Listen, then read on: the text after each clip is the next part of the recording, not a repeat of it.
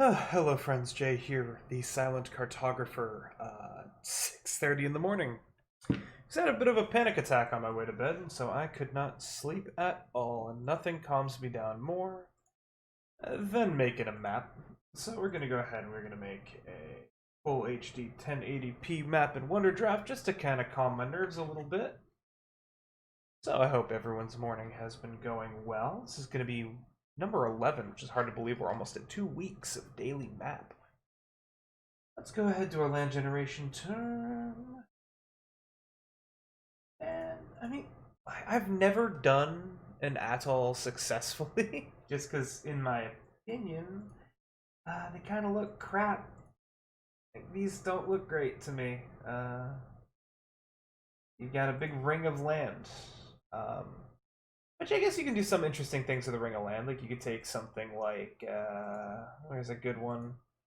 Where is a good one? That's too big, too perfect, that's too thin, that's too... Like, this is kind of what I'm getting at. It's like, I never find an atoll that I'm really happy with, that I can look at and I'm like, yeah, I can do something with that. And maybe today we'll find one. Maybe today we certainly will not. Um, that's not bad. Like, if the whole thing was this thickness over here, I'd be a lot happier with it than if everything stayed the way that it currently is.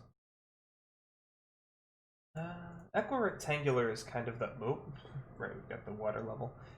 Um, is kind of like the globe. I think it is like it's wrapped like a globe, so you can kind of see it continues around, so you can stick it on a sphere. So this might have some interesting shapes to it. Not a huge fan of the Arctic band up there, but erase that by hand if there's any interesting continent shapes, which it doesn't really look like there is any interesting continent shapes. Sorry if I'm a little bit scatterbrained. I'm still kind of chilling out from a few minutes ago. It's okay. Sometimes life comes up and slaps you in the face with something you can't control, and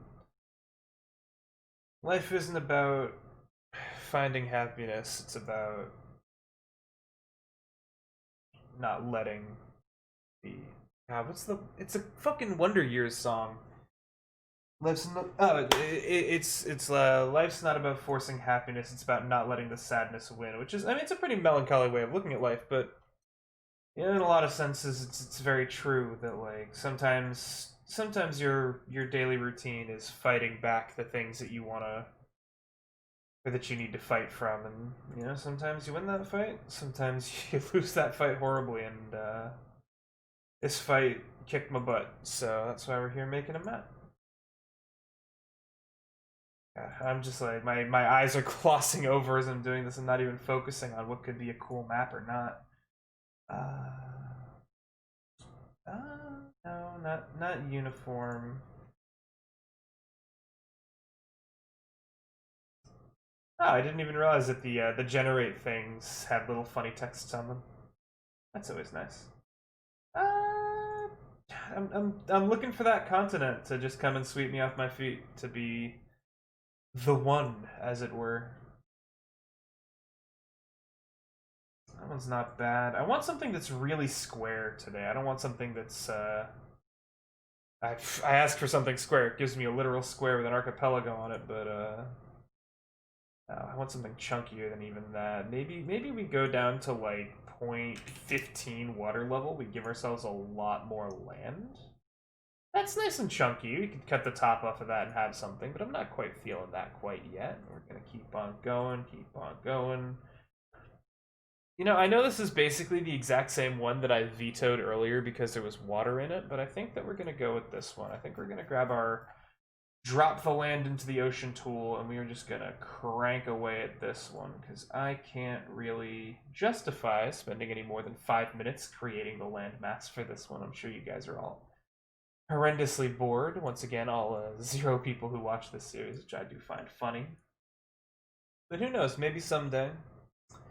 Maybe not today or tomorrow. Maybe when that adventure that I'm writing comes out, people are like, "Oh, who's this guy?"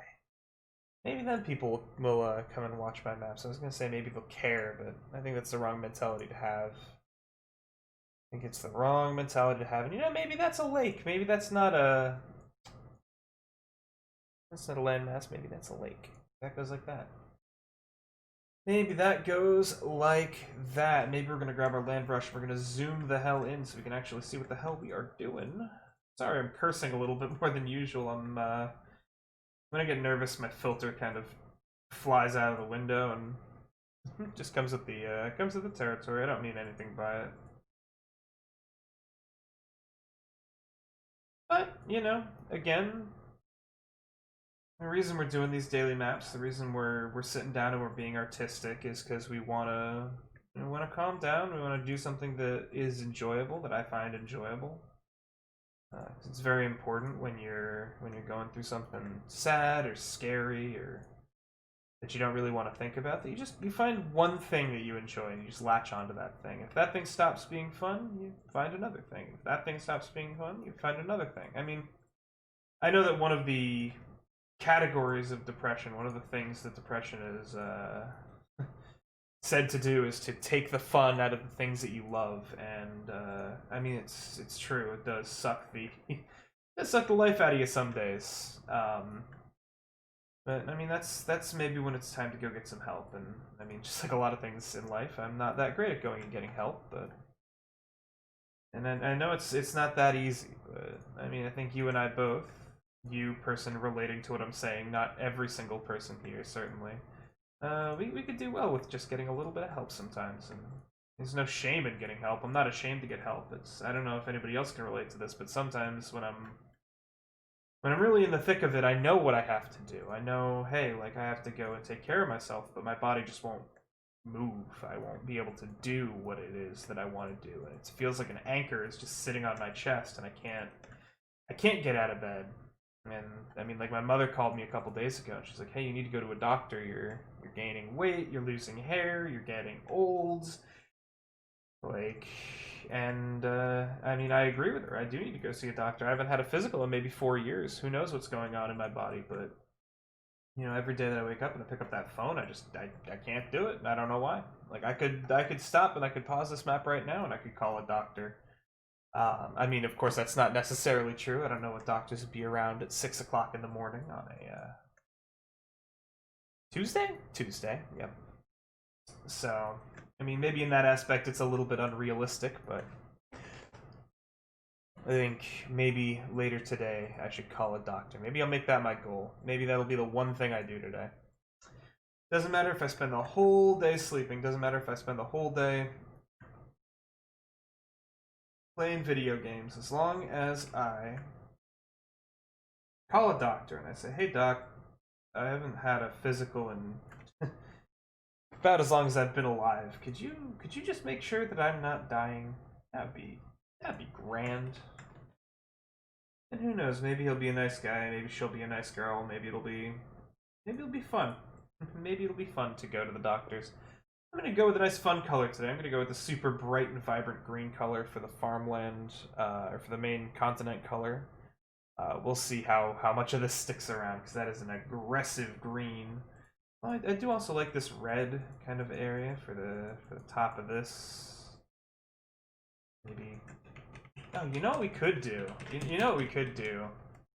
Oops, I didn't really need to get rid of that, so maybe we can redo the green. Yeah, we can. Okay, cool. You know what are super pretty things that I super frickin' love? Trees in autumn. I used to own a house up in Vermont, and when I was a kid, one of my friends was coming up to visit me in Vermont, and he was driving through this, like, because it's all forest. Vermont's like 112% forests, and we're driving through this forest, and the friend looks out the window and he says, "Holy shit. This is like driving through a glass of lemonade." And we all looked out the window, and yeah, I mean, we were driving through a tunnel of yellow leaves, and it's something you just don't see in life. That kind of beauty, that kind of thing, very often. And so it was kind of an interesting way to put it. Driving through a glass of lemonade. It's one of those things that only a child's imagination could birth, truly. Um, we are only poets when we're young, or when we allow ourselves to be young again. Ooh, I really like this really light green too. This isn't bad at all. Look at that. That. So maybe, I mean, I had a place in my first D&D campaign setting called the Forest of Eternal Autumn. I think I went over this in a. I think I went over this in a daily map, but I mean, not everyone watches every daily map. Not everyone watches any daily maps, so please watch the daily maps. So maybe people will get a kick out of this story. But in my D&D campaign setting for the last campaign that I ran, there was a forest, and this forest was always autumn. And I always thought that was a very pretty thought, was that this forest was always autumn. And so I made it. And so maybe this is something similar. Maybe this is always autumn. I mean, the Forest of Eternal Autumn existed because two gods got into a petty fight and ruined a forest. So my Forest of Eternal Autumn might be a little bit on the destructive side. A little bit on the destructive side, whereas this one seems like it's a much more beautiful, much more natural formation. And then I'm doing something that, like, when I was in middle school, I remember we had a teacher named Mrs. Ryan who was like, she was really hot to sixth grade us, and she taught us this trick for coloring in maps, which is that if you take the color that you want your map to be and you make a really dark outline in that color, it just makes everything pop that much better. And you know, Mrs. Ryan was right.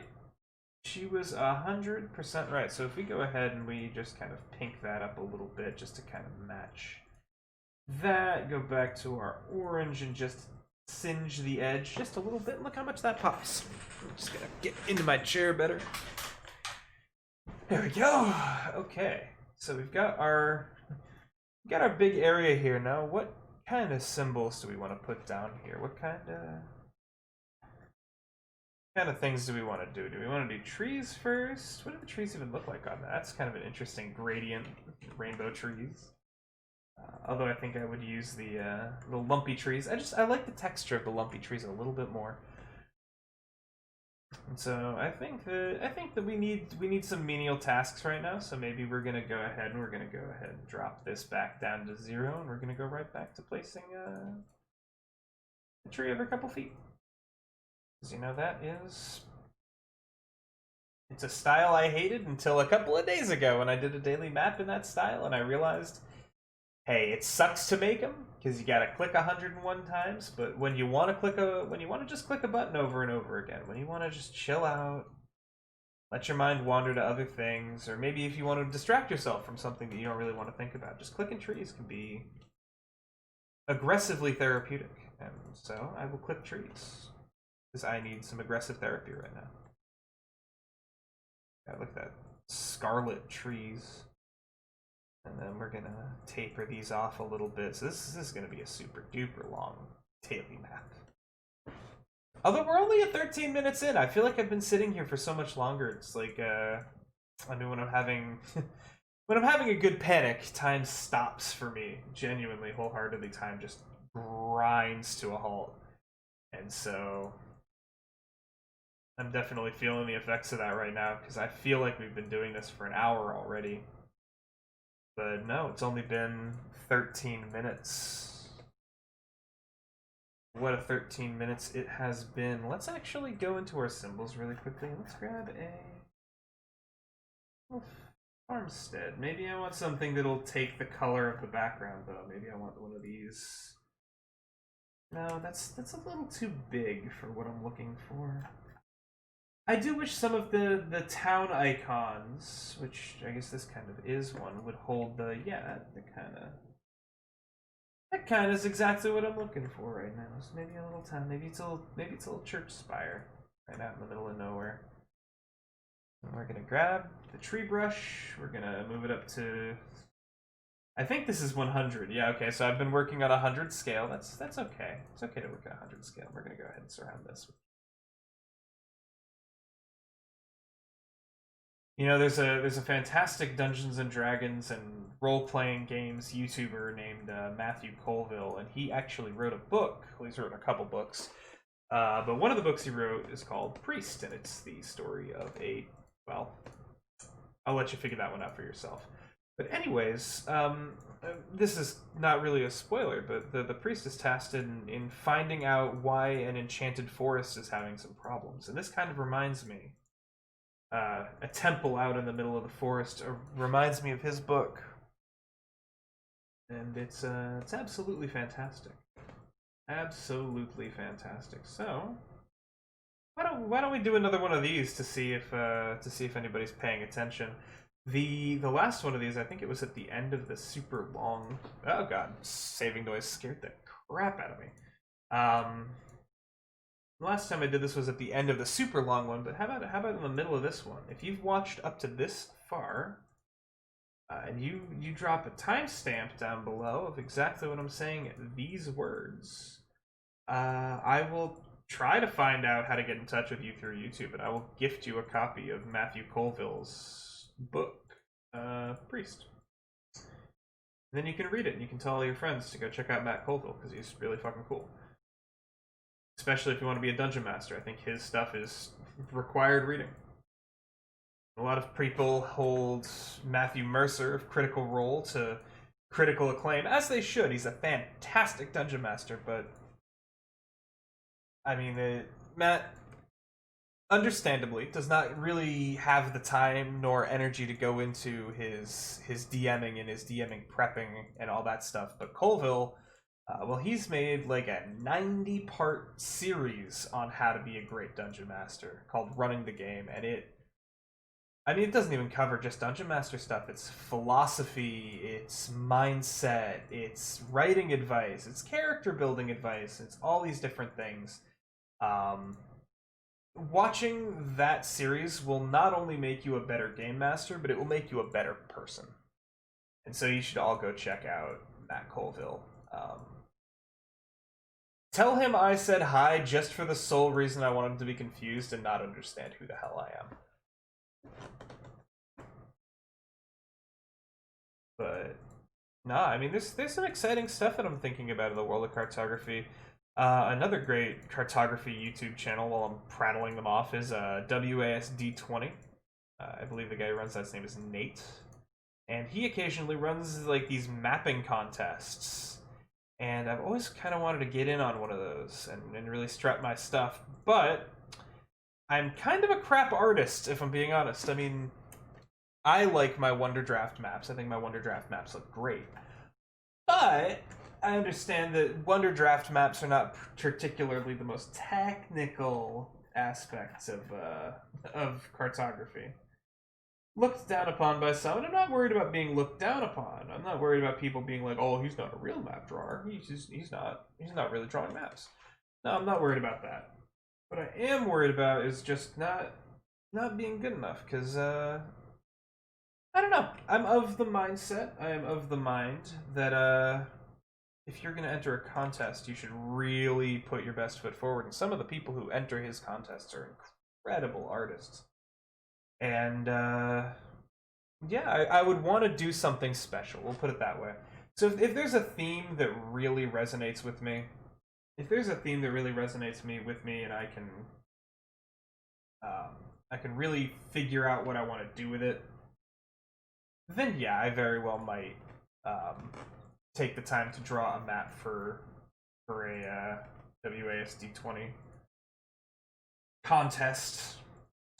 I did submit one of my maps for his critique series just because I wanted to see his take on it. I made it in Wonder Draft, and it's my main campaign map that I showed off a couple of days ago. But I noticed a huge mistake in it right after I put it, which is that there's a river going under some mountains, and so at some point I'll have to rip that back open and fix that. It's a very easy fix to just delete the river as it goes under the mountain, so it doesn't look like it clips. But at the moment, it looks a little bit on the unprofessional side, minus the fact that it literally is unlabeled, as I'm in the middle of coming up with all the different names of things. That's another thing that's really screwing with me, is that I'm trying to kind of get back into tabletop RPGs with my friend group, and I mean, I gave myself a month of prep time.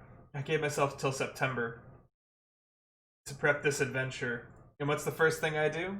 I say I'm gonna publish it, and I start working real hard on the adventure side of things, and I've neglected some of my campaign prep. And so I have to basically I have to get better at time management. I have to stop getting so involved in projects, and that's always been one of my problems. Is somebody will tell me something and it'll be like, oh, that's such a cool idea.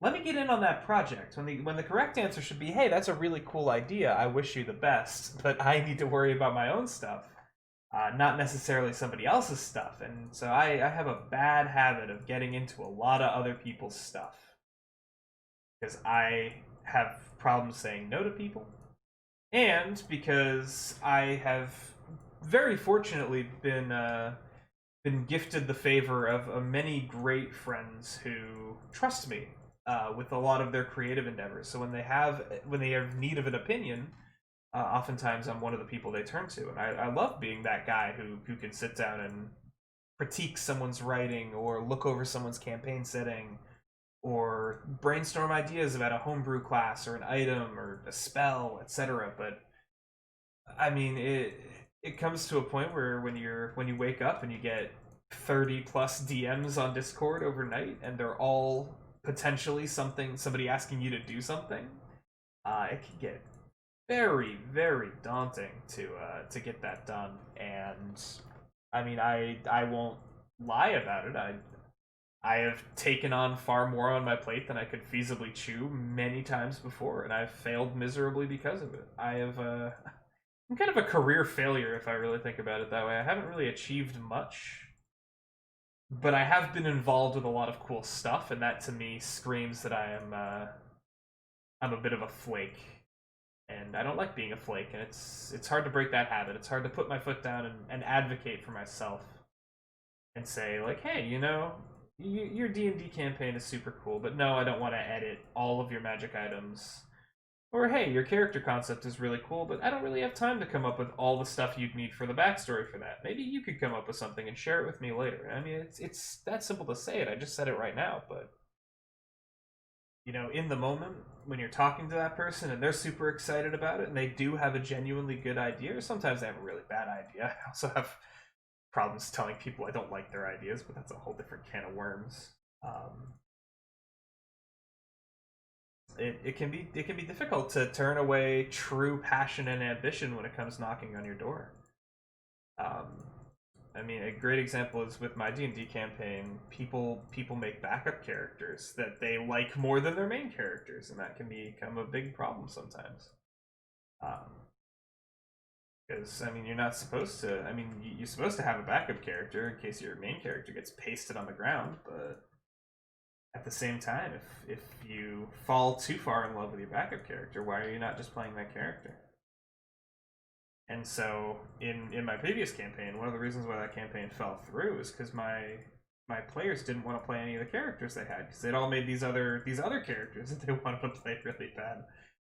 And so that was kind of a mistake for me as the dungeon master for not saying like, hey guys, maybe we should figure out what we want to play before the game starts. And so that's one of the reasons why we are taking such a big break in between campaigns, so that people can really think, what do you want to play? How do you want to do this? And I mean, the answer very well might be, we don't. And I've just realized I put all these lovely trees down, but I've not put a single mountain on this map. We're gonna go back. We're gonna go ahead. What do the colored mountains look like? Kind of crap, honestly. I was ragging on the Incarnate maps yesterday, probably harder than I should have been, for being like kind of crap. But the default Wonderdraft mountains are really crap. Look at those. And then the ones that the ones that come with it, they're great, but I mean they suck that color up really good. And so I might have to manually color these later. Where's an obvious place for mountains? Where is an obvious place for mountains? I think that a mountain range going down like that would be an obvious place for mountains. Maybe it starts here, maybe it goes this way and like cuts down here, and maybe it goes up that way and splits the whole world in half in some dramatic fashion. Maybe this creates like a basin like that. Maybe this goes down here. Yeah, we can do something like that. Let's do what we can to non-carnate and abuse our 100 non-premium undo steps. I guess it is premium because we paid for Wonder Draft, but it's okay. Alright, we're gonna bump our placement rate and density back up to 1, just because we want this to go a little bit faster. And we want to find the right scale. I think half scale is pretty darn good. We're gonna go ahead and we're gonna lay some mountains down. We're gonna pull it down towards this coastline here. Pull that towards the coast. We're gonna add a couple of mountains in here. Add one right there. We're gonna add some over here, and we're just gonna wind this up to the top. We're gonna go ahead. We're gonna go over here, just like we planned before, and we're gonna split off the bottom here like some malformed X, and we are going to drop mountains off there. We're gonna drop some mountains off there. Now we're gonna shrink those mountains down to the smaller size mountains, and we're just gonna go ahead and we're gonna add our highlight mountains. That's what they're officially called. They're called highlight mountains. They're smaller mountains. They're great. I love highlight mountains. I love foothills. I wish Bob Ross were still alive. It's an odd thought that I sometimes get when I'm making maps. I'd love to see what Bob Ross thought of all the digital technology. Although I don't think he'd actually like it that much. Now that I'm really putting some thought into it, because I mean, Bob Ross was always about taking time away from the world, taking time away from maybe not technology, because it certainly wasn't nearly as advanced as it is now when he was still doing the joy of painting. But it's fascinating to me because his whole methodology that he was preaching is essentially there can be joy in just taking time away from everything to just be creative for a moment and do something. And so that was a huge inspiration to me as a kid. Was, hey, maybe I can just take a breather and be creative. Maybe it's not wrong to want to draw and sketch and doodle. Maybe it's not wrong to want to write. Maybe it's not wrong to do any of these things. Maybe it's okay to need that as part of my life, as part of kind of like my release for my own social ineptitudes was writing and sketching and doodling and talking to people about anime and all the other stuff, playing magic cards, like all these things that maybe somebody would think is weird. Or I mean, hell, when I was a kid I thought it was weird, and I mean, now that I'm an adult and I know much more about myself and much more about the world that I inhabit, I know that no, having a hobby is one of the coolest things you can do. Having something that you can sit down and you can do that fills you with any sort of happiness, that breaks you away from what you're currently experiencing, is an invaluable asset to your mental health arsenal. And I mean, especially in this day and age, we need all the extra boons to mental health that we can get. We take what fights we can, and if we lose them, we get off our asses and we take another one.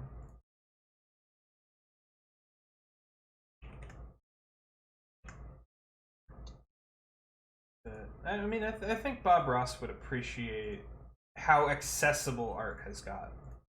Like, I don't fancy myself an artist, but I would consider this map to be art. I would consider all of my maps to be art. And so, I've been gifted art. I've been gifted art from the simplicity of technology. Technology has gifted me the ability to create things that I never thought I could in my head. Things when I was growing up I wouldn't have even dreamed of. When I was writing stories in the margins of my language arts books when I was in high school, I never once imagined being able to sit down and make a map of that world in an hour or less with nearly free software that I got. Like, I never thought any of this would be possible, and it's so great to just be able to do this. And yeah, I mean, I'm having a great time, clearly. This is just what the doctor ordered. Now, I'm going to go ahead and I'm just going to add some intermittent foothills over here in the, maybe not there, over here in this area here. Just make it look like there's something more going on here than nothing. We're going to change this placement density down way, way lower, just kind of space it on out, just like that. This is what we should have been doing first, but I am a bit forgetful. There we go. There we go.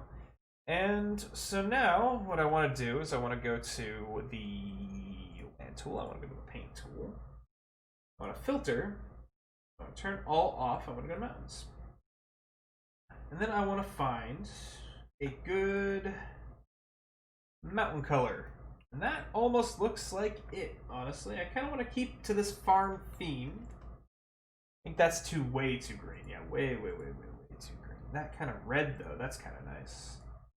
And that orange is probably too orange, and then this red is probably too red. So yeah, it looks like we're going with that. I really like the way that looks, you know? I really like the way that looks. And you know what? Maybe we'll go to symbols, and maybe we'll do the same thing. Maybe we'll make those pop out a little bit more, because I don't think we have this salmon red color anywhere else on the map. But maybe, you know, maybe we do something different with that. Maybe we fill the these symbols with something a little bit different that just helps them stand out a little bit. Maybe like a rock color. But you know, I've really got to go pee because I drank a whole bucket of water. And that's coming back to bite me in the butt right now. It's good to stay hydrated at least. So I think a brown like that's pretty good. I think a rock color probably like that is good because that gives it some distinction on the map here. And we're going to go to symbols. We're going to go to trees. We can grab our little tree again, and we're going to get back to work because we have so much of it left to do. I am trying to make this the longest episode of Daily Map to date. I am trying to bore you all to death so you can join me in my suffering. We're just gonna, you know, maybe we're gonna add another symbol. Maybe we're gonna add a little area for people to hang out up in this area. So maybe we have any... that's not really what I'm looking for. I think what I'm looking for is the bathroom, though. So I think what I'm gonna do is I'm gonna mute myself on here so you don't hear me pee, because that'd be freaking weird. And I am gonna go to the bathroom really quickly, and I'll be right back.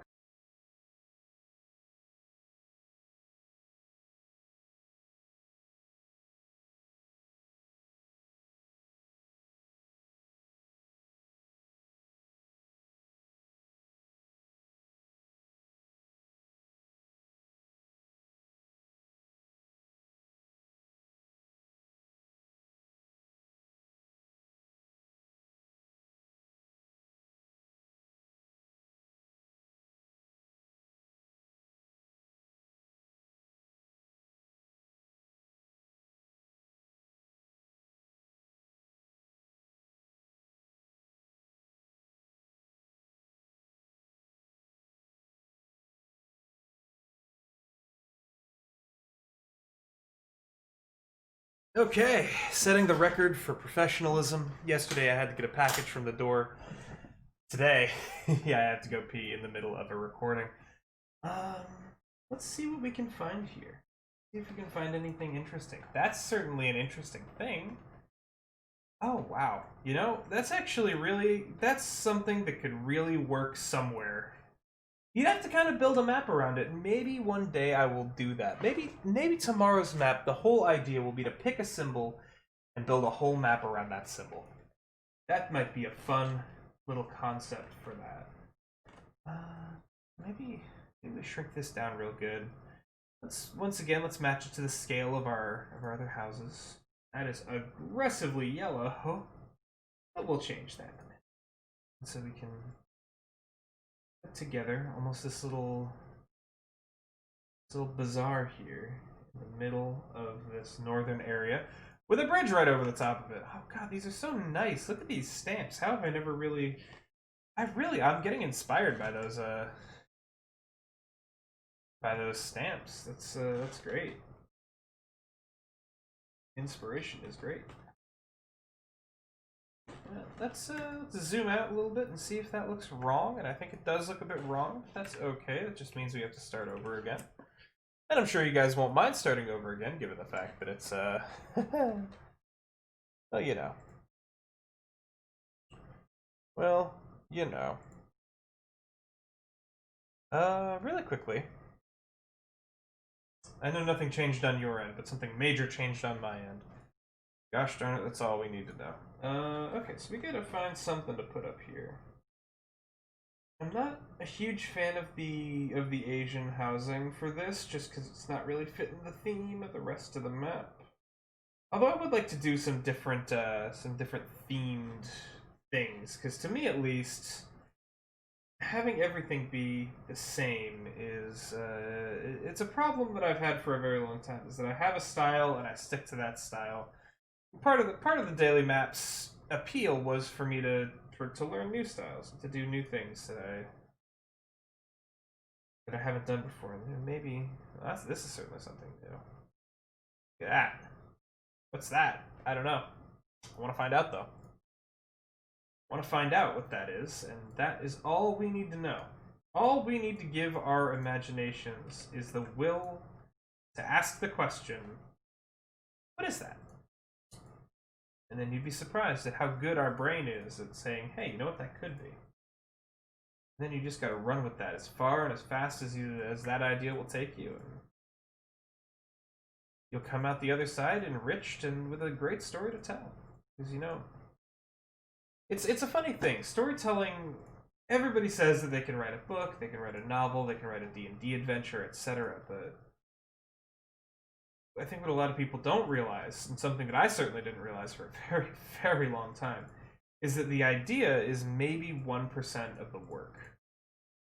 If I sat around all day with one of my journals and I just wrote every idea that popped into my head, I'm sure by the end of the day I'd have a fair collection of pretty okay ideas.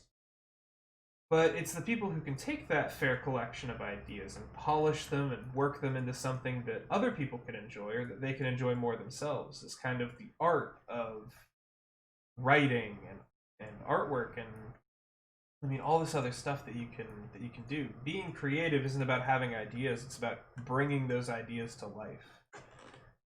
And I mean sometimes it's a struggle for me to bring those ideas for life. I mean, one of the reasons why I never published any of my manuscripts is because I guess it's an anxiety that I have of like, hey, this isn't good enough yet, or I haven't done the work for this yet. And like, I don't know if that's some sort of like imposter syndrome manifesting and saying like, you're not good enough. But I mean, really, it's self-inflicted disappointment is really, I guess, the best word for it. It's like, I know myself better than anybody else knows me, and I know I could do so much better. I know I could write that character better, or this plot point could have been reinforced better, or the whole idea could have been better in a lot of cases. And so I hold off, because, I mean, I'm not interested in publishing books to get rich. I don't think anybody who publishes books should do it to get rich, if I'm being honest with you. I like telling stories. I love the idea, because so many stories have changed my life and my outlook on life. I mean, I'm a huge fan of Japanese animation. If you haven't seen, and I know, there's a whole stigma about people who watch anime, but trust me, have an open mind this once, and I promise I'll reward you with something worthwhile. Take just like a couple of hours out of your day to watch an animated movie called A Silent Voice. I believe the Japanese is Koi no Kotachi. And then come back and let me know if you want another recommendation. Because I think A Silent Voice is required reading for anybody. Anybody could take something away from that. It's a beautiful story about a kid who bullies a deaf girl and who, once he grows up, he realizes that what he was doing was venomous, was wrong, was hurtful in ways that he never understood until he was on the receiving end of it. And he journeys to make amends with this girl that he tormented and he, quite frankly, was very, very awful to. And so it's a story about healing, and the funny thing is that it even goes as far as to explore the other side of it, explore her side of it, and say, like, well, she also has her hangups about how she acted at the time, and so it's not as black and white as people make it out to be, you know. But no, The Silent Voice is an absolutely beautiful movie, um, and it taught me so many things about empathy, about thinking about other people, and then a show called Anohana, or The Flower We Saw That Day. I think it's like That Flower We Saw That Day in Summer is what the actual name translates to. Teaches you so much about grief and getting over the loss of something precious to you. And like these are life lessons that you don't learn in school, that you don't even really learn in life. I was about to say I'm fortunate enough to have experienced incredible loss at a very young age, but I mean that is objectively a terrible thing to say. My father passed away when I was 4 years old. He died of leukemia, and shortly thereafter, at age 6, if you believe it, I was diagnosed with anxiety, depression, basically the whole suite of these mental illnesses are a problem and you should probably be on medications for the rest of your life. And so I grew up around people who kept apologizing for my dad dying. I'd say, yeah, my dad died when I was a kid. And they'd say, oh, I'm so sorry to hear that. When like I got so jaded from it that I never really got over the fact that my dad died. I never even thought of it like that. It was just something for people to apologize for. And that's like a weird concept of the death of a family member was something that I was trained to just be like, I'm gonna say this, they're gonna say sorry, I'm gonna say, yeah, sure, I appreciate it, and then I'm gonna move on with my life. But I never was told to ask the question, like, what did he mean to me? What did I actually lose when I lost my father at such a young age? It took me a very long time to realize that I'd lost something in the first place. Um, Especially because I had a stepfather who was not the best after my mother remarried, and it was kind of after that juxtaposition of like what could I have had, and then what I got in return, that kind of really seeded itself into me as this kind of profound sadness and grief and anger that I never really understood. And it took me going through some very extreme circumstances in my life to bring that out and to kind of understand myself.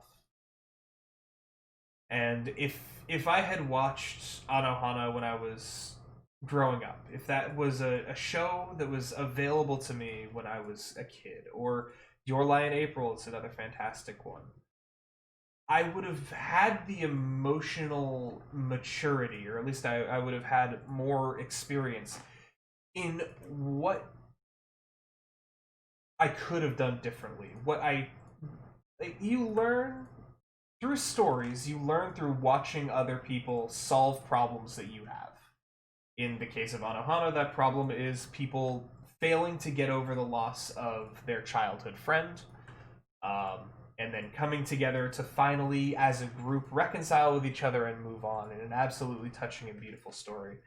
Um, and so it was a super important story in my life where it really taught me kind of what I'd been missing when it come to my emotions, and how almost stupid I was for ignoring the emotions that I had. Because I mean, we have them for a reason. If you're a boy growing up like me, I mean, you're taught you got to be strong. I was growing up in a household with only me and my mom for like 10, 15 years. I think my stepdad came in at like age 11.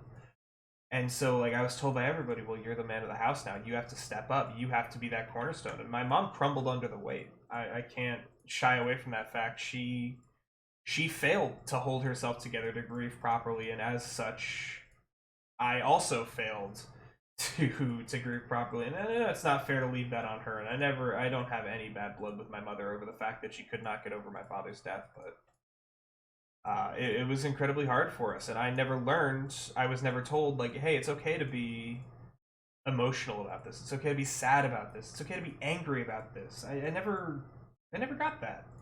Instead, I got, hey, you got to be strong for your mother. You have to not complain, you have to do your chores, you have to do your homework, you have to go to school, And that was compounded all the more by me not doing well in school, by me not doing well socially. And so to me, this little lost kid who lost his dad, whose mom didn't know what she was gonna do because she was going through her own stuff. I mean, as one would when they lose their husband, when they have a small child running around, she didn't know what to do. And I mean, I wouldn't know what to do certainly, if I had a child whose mother died so young. But it learning lessons like that through stories was inspiring to me. It made me think, uh, more than anything, that I wanted to be a part of telling stories that would help people, even if it helped them like a fraction of a percent. Even if one person out of the hundreds of thousands of people who'd seen my work could think, I became a better person because of this story, I think that I could be successful and happy in my mind. Like I think that at the end of the day, I want to share my experiences and the lessons that I've learned from stories with other people and show them things that they may not have realized on their own. And I'm not trying to be preachy by it. I'm not trying to say like I have all the life lessons and all the answers, but contextualizing your experiences through story and showing those experiences to other people might just help somebody else get through something that they're going on with. Maybe if I tell the story about my father and his death and my failure to grasp my emotions, somebody who's heard the same lines parroted to them about, hey, be strong for your mother, be strong for your father, don't cause trouble, don't act out. They might look and they might be like, you know what? Maybe I'm looking at that wrong. Maybe I do need to be emotionally mature. Maybe the strongest thing you can do is to break down and just be broken for a minute. Because if you try to, like, you got to think of your emotions like a car. If you try to keep driving with your check engine light on, what's going to happen? Well, your engine's going to blow up. You're gonna break everything. And I don't know anything about cars, so this analogy is falling apart very quickly. But it's bad to drive with a check engine light on. I think I've got that much down. And so, if your emotional check engine light is on, sometimes you need to admit that you're breaking down. You have to admit that you have to go to a mechanic or a therapist, or sometimes you have to go to your home garage if it's a problem you know how to fix, and you have to spend time. Sometimes you have to break yourself down even further. Sometimes you have to just disassemble everything. Maybe while you're there, you do some cleaning you never knew you needed to clean. Maybe you scrape off some rust you didn't even know was forming there. Then you got to put yourself back together so you can get back on the road and you can get back to doing what you want to do. And I mean, that advice of, hey, it's okay to not bottle that up. Sometimes, because like bottling it up is like ignoring your check engine light. You're gonna flood your engine with sludge, and then you're gonna be a lemon. And I'm not a lemon. I'm a human being. And so I don't wanna be broken down on the side of the road. I want to get it back out there, and I want to experience things. I want to share my experiences. I want to see what it is I can see with what time I have on this planet. And so, yeah, I think that's important. But that was a lesson that I learned in my late teens on my own. That I very much wish that I learned in my early teens with my family.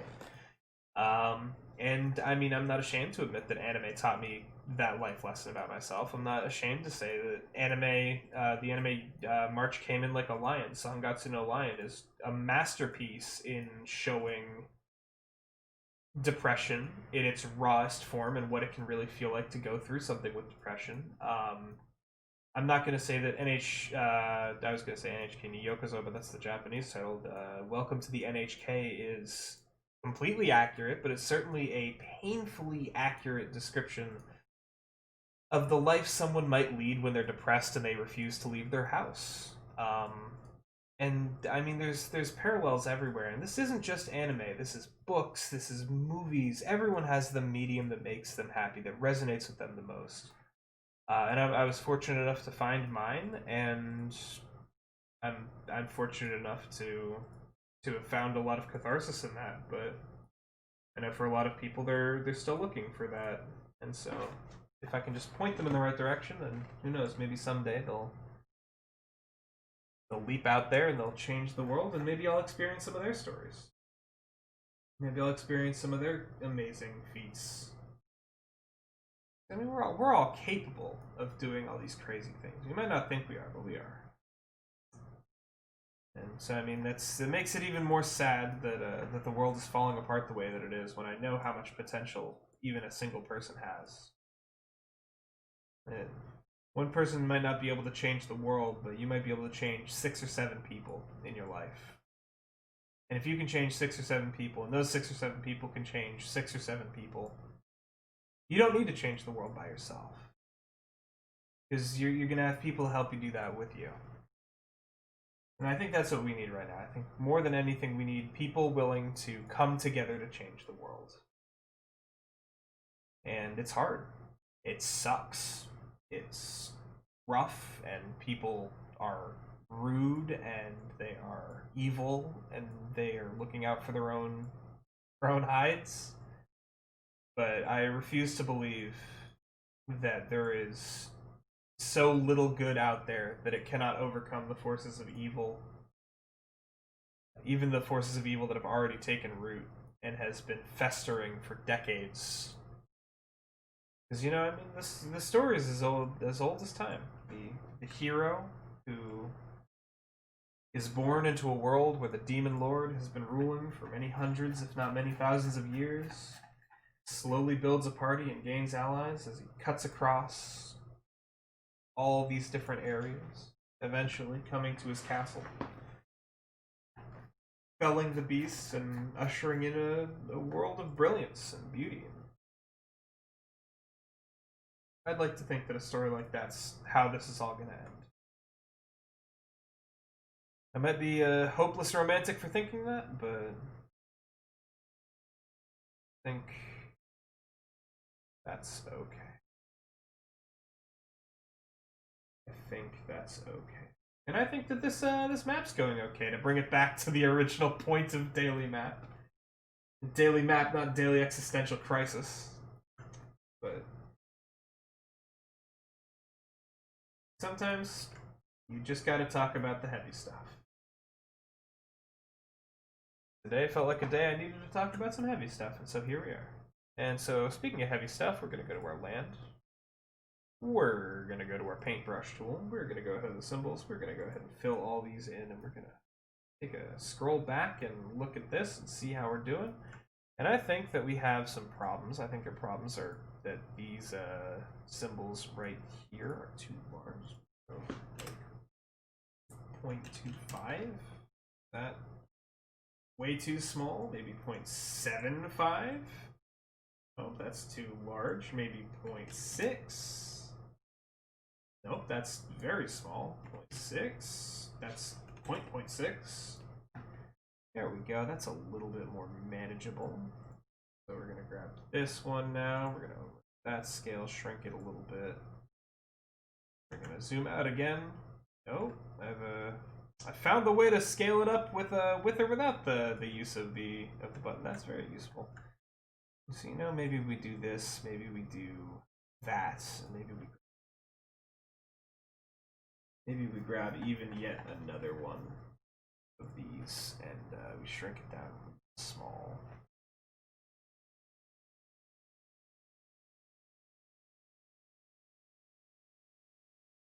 Just like that. Get a little town square. Go there. Very nice. And then the other thing I have to do is I have to grab this behemoth and scroll that down. Unique problem with scrolling that down, though, is that it suddenly doesn't fit, which means we gotta make it fit. That's okay. Got these right here. We've got maybe one more little shape that we can put in there. I'd like a kind of a one that's going horizontal, but I don't think there is one. I mean, there's this one here, which kind of goes horizontal like that. And I guess that's as good as we're getting. Actually, you know what we can do is we can shift it with the Alt key. And that looks pretty darn good. We're going to go ahead and we're going to move these foothills. That. This like that. This over here. So it's like the little illusion of a town square. This will even move further just like that. Then we're going to go ahead and we're going to grab this chunky a bunch of houses here. We're gonna scroll that down. Go like that, and then we're gonna go ahead back to our tree tool. We're gonna zoom in on those trees, and we're just gonna replace those trees. Replace those trees, and suddenly, if we go to our land tool, paintbrush tool, and we fill all that in, suddenly that looks way better. That looks way better. Still not a huge fan of this area down here, though, so let's go back and finish it, because I'm not done with you yet, map. Let's fix this up. Maybe we don't even put a city there. Maybe we put a little cliff there. Go to our tree brush, and we just cover. Although hilariously, I've forgotten that there's a lake here. I've not added rivers either. If we're being honest, I've neglected my rivers. Although I believe I don't really need any rivers. Honestly, I think that they'd be a bit of a detriment at this point. We've got our nice little crystal lake in the middle here. We've got our little island down here that doesn't really make sense, but doesn't really have to. Maybe we can find a symbol that inspires us. I'm thinking maybe one of my classic, the same ruined towers I have on every one of my maps. You can go there. Is this like a sunken village house or something? Interesting. Like, because we've got these ruins here. These ruins seem like they could really fit. Oh, yeah, and spinning it around like that really helps. Look at this. Look at that. Look at that. And maybe we take Stonehenge over here and we flip it around. Do we flip it around? Wow, that even kind of blends in like that. That kind of even blends in like that. So now if we go back to land, we go back to paintbrushes, and we fill the symbols in. Just like that, we've created some intrigue here. So I like to tell a story with everything that I make. So maybe this is called the Crystal Lake, and it's mysterious, but recently it's been a bit tingly. And so maybe at the bottom of the lake there's a cave system, and inside of that cave system is a mad alchemist's lab, and the mad alchemist has been creating mutant gelatinous cubes that have been turning the water into gelatinous cube, and his grand machination is to turn the whole lake into one big gelatinous cube. And so the people of the town, desperate for help, call upon the adventurers. But the adventurers, they cannot enter the lake because the lake is, well, filled with gelatinous cubes. So what do? Well, they go over here to the Grand Wizard. And they say, "Ho, Mr. Wizard," or Mrs. Wizard. I like Mrs. Wizard. "Hello, Mrs. Wizard. We have to get into the bottom of a lake filled with gelatinous cubes. What do we do?" And so the wizard says, "Ah, what a problem. Well, you see, I have this ring. This ring is enchanted to repel slimes, because I hate slimes.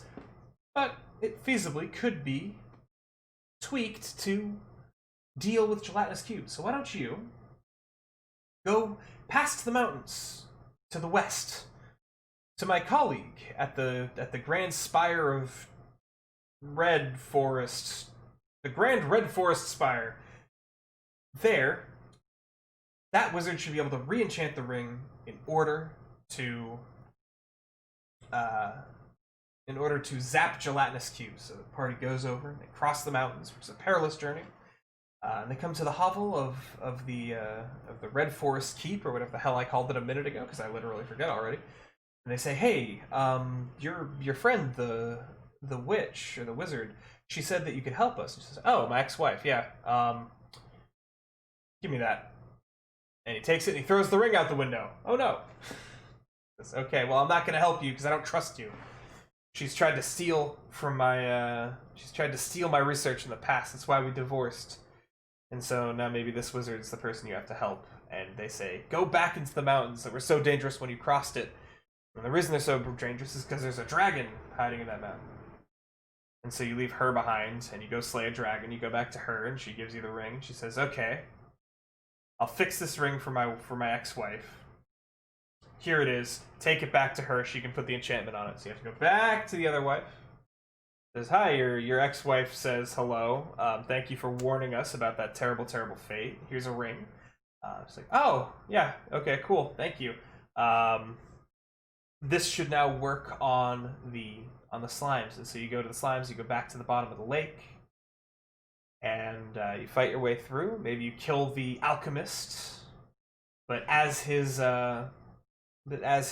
magic fades and the lake returns from gelatinous cubes to water, um, the massive tidal surge threatens to overtake the town of Greenfield, and so the two ex-wife wizards join hands and erect a giant arcane barrier in front of the town to prevent it from flooding.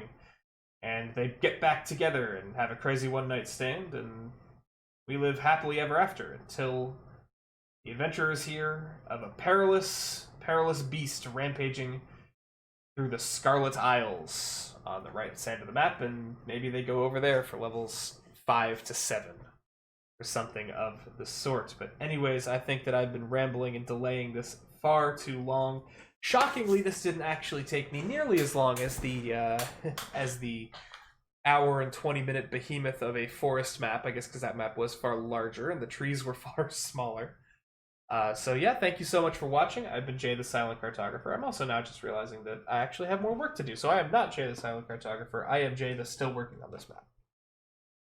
Overlay, we're gonna add hex. Oh god, scaring. I have to figure out a way to turn that that horrendous ding noise every time the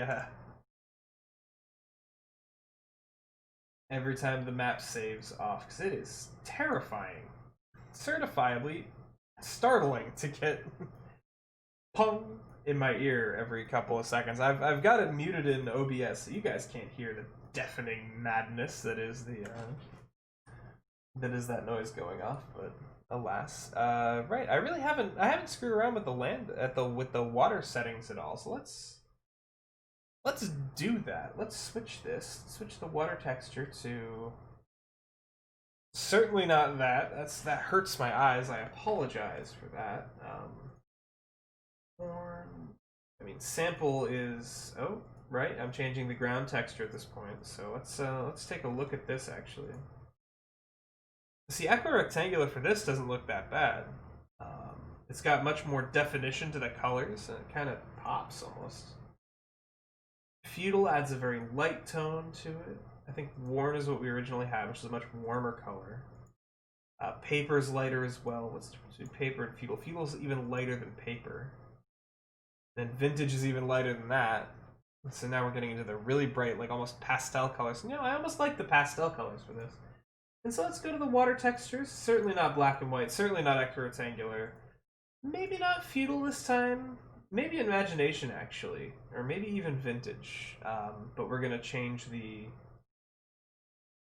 we're going to, really quickly, we're going to go to the water settings. And we're going to change the water hue to blue. Because I don't know why it's not blue by default.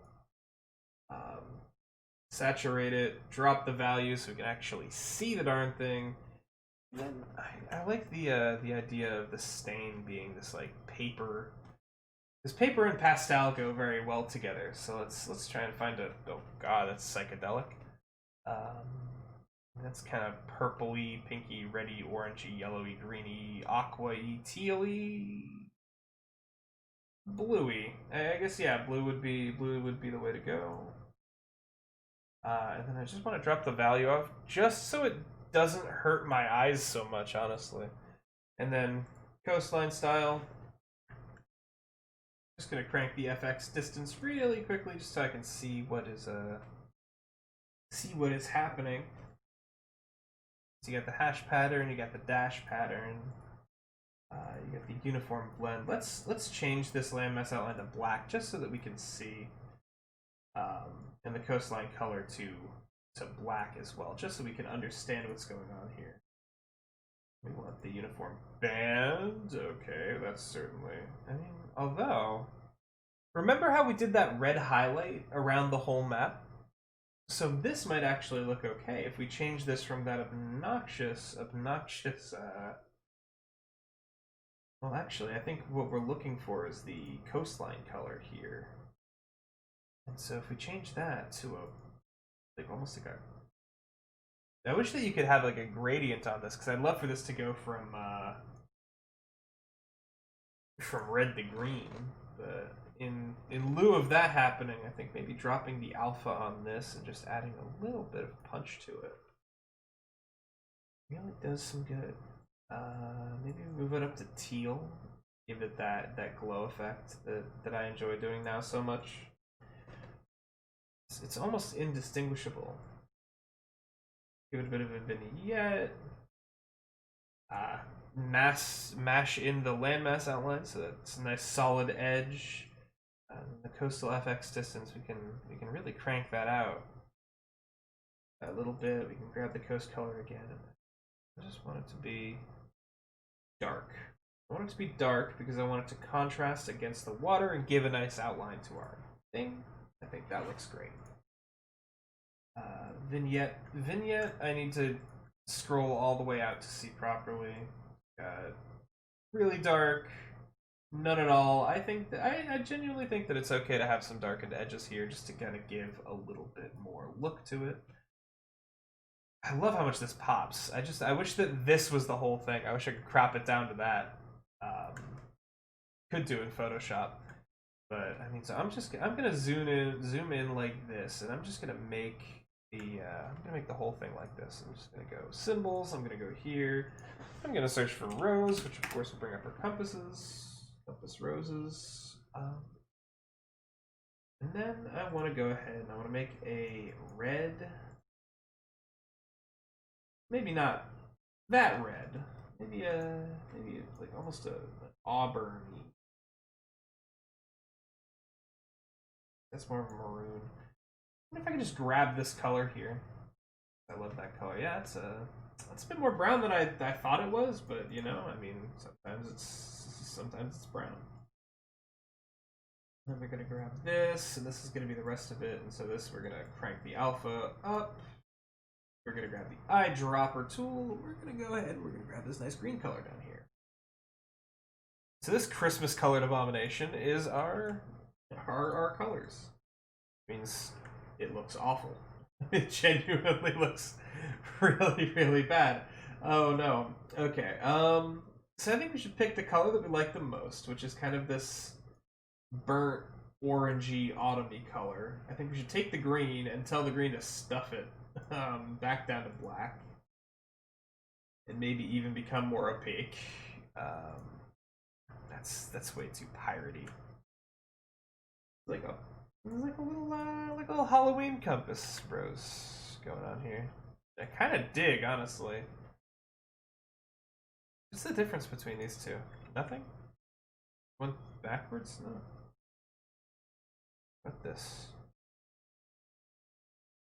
You know, sometimes you get a gut feeling and you stick with it. My gut feeling is that, and so I'm going to stick with it. I'm going to grab a rosary here, and I am going to zoom way in.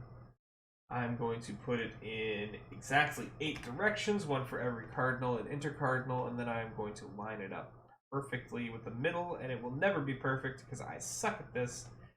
Give it a click, just like that. You know, I've screwed it up already.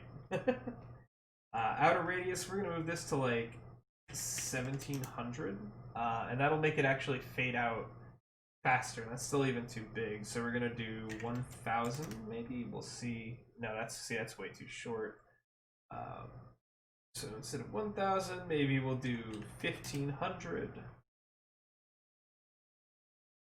Just okay, so maybe because it's on the right to left, it's the problem, not the up to down. And so we're gonna move the line width to 1. Enter. We're gonna go in 8 directions, which actually we might up that to 16 just because it looks a little bit cooler. Oh, inner radius. Can we match the inner radius to that? Can we do like 50? Bigger. 70. Maybe perfect. Yeah, I think 70 works for that. Oh my god, that looks awesome. Cool. Inner circles? What's inner? Oh, you can have a little inner circle with it. Look at that. You can have more than one. You can have 2 of them. That's cool. Very globe-like. Oh, I thought that was a drop-down menu. It was not. So we're gonna actually even go ahead and that faded out way too quickly. So we're gonna actually go ahead and do that. Okay, that looks really cool to me. I like that a lot. So we're gonna go ahead and we're gonna click on. No, please redo that. Can I zoom in? Thank you very much. I was about to say thank you, video game, but this is not a video game. This is Wonder Draft. Wonder Draft's not a game. There we go.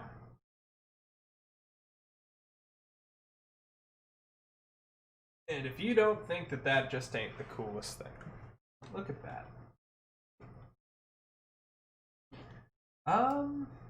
You know, I'm also seeing this area in here's a little bit messed up. Just because of the coastline FX are kind of screwing with that a little bit. But you know, I think actually the way that we solve that is to make it just the slightest bit bigger. Although that doesn't really look that great. Oh, okay, redo that. So is there a way to get this to look better? Yeah, there is. And it's called the land brush tool, and we just do that. Suddenly, it's almost like there was never a problem. Any other spots that I see that are a bit wonky?